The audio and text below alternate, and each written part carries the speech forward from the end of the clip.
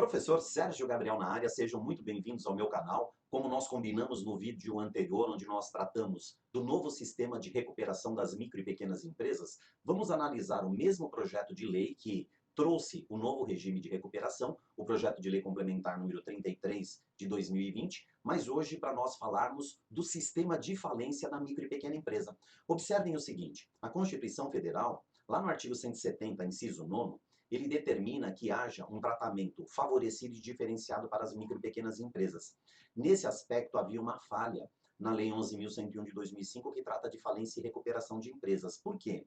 No tocante à recuperação, existia o plano, existia não, existe ainda, está em vigência, o plano de recuperação especial para micro e pequenas empresas. Já no Instituto da Falência, não havia um tratamento favorecido e diferenciado para as micro e pequenas empresas. Então, o que fez o Senado Federal? Ao aprovar esse projeto de lei complementar, ele retirou o tema falência e recuperação de micro e pequenas empresas de dentro da Lei 11.101 de 2005 e está propondo trazer para dentro da Lei Complementar número 123 de 2006, que é o Estatuto da Micro e Pequena Empresa. Agora, tudo que se refere à micro e pequena empresa estará lá dentro do seu estatuto. E agora, além de uma recuperação própria para a micro e pequena empresa, haverá também uma falência com regras próprias para micro e pequenas empresas. Então, vamos entender qual é esse novo sistema? E veja, eu digo para vocês, gente, esse projeto de lei complementar, ele já foi votado no Senado Federal e aprovado em regime de urgência, já foi remetido à Câmara dos Deputados e que também encontra-se a votação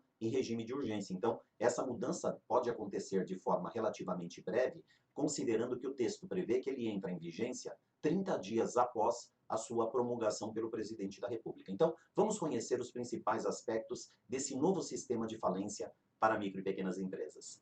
Observem o seguinte, gente, quando eu falo nos meios, primeiro, veio aí uma inovação, veio a chamada liquidação simplificada de micro e pequena empresa.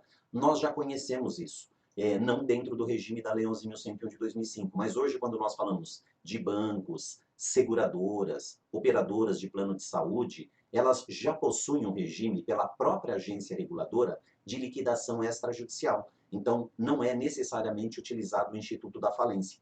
O que o legislador fez foi trazer isso para dentro do Estatuto da Micro e Pequena Empresa, com a denominação de liquidação simplificada, e o objetivo é tratar a falência da micro e pequena empresa de forma extrajudicial. Então, como funcionaria isso? É nomeado um liquidante. O liquidante, então, ele vai habilitar todos os credores dentro desse procedimento administrativo, vai arrecadar todos os bens daquela micro e pequena empresa, esses bens serão levados a leilão, os credores serão pagos dentro da mesma ordem que hoje já é estabelecida dentro da Lei 11.101 de 2005, e aí, consequentemente, nós temos a realização do ativo e o pagamento dos credores daquela micro e pequena empresa. A segunda modalidade, o legislador denominou de falência especial. Ele acrescentou o termo especial para dizer que é uma falência especial para micro e pequenas empresas. Então, é o mesmo processo de falência que a gente já conhecia na Lei 11.101 de 2005, com algumas inovações que eu vou trazer aqui, mas voltado especificamente a micro e pequenas empresas. Então, observem lá quais são as principais alterações. Primeiro, é a possibilidade de se pleitear renegociação. Se você assistiu o nosso vídeo anterior, o regime de recuperação de micro e pequena empresa, agora ele vai passar a se denominar renegociação especial, judicial ou extrajudicial. Então, quando o microempresário, o empresário de pequeno porte, ele for citado em um pedido de falência, ao invés de ele contestar essa falência, ele poderá pleitear a renegociação da dívida dele. Então, esse processo deixaria de correr como falência e vai prosseguir agora com a possibilidade de renegociação. Não quer dizer que, ao final, a renegociação vá ser aprovada pelos credores, mas pelo menos ele tem mais uma chance de se salvar em relação a essa questão da crise econômica dela. Segundo, vai ser possível também que, ao juiz nomear o administrador judicial, o administrador vai incentivar as partes, devedor e credores, a utilizarem os meios alternativos de solução de conflito. Então, a gente poderia utilizar aí a mediação e poderia se utilizar até a arbitragem para equacionar esse procedimento de falência do micro e do pequeno empresário.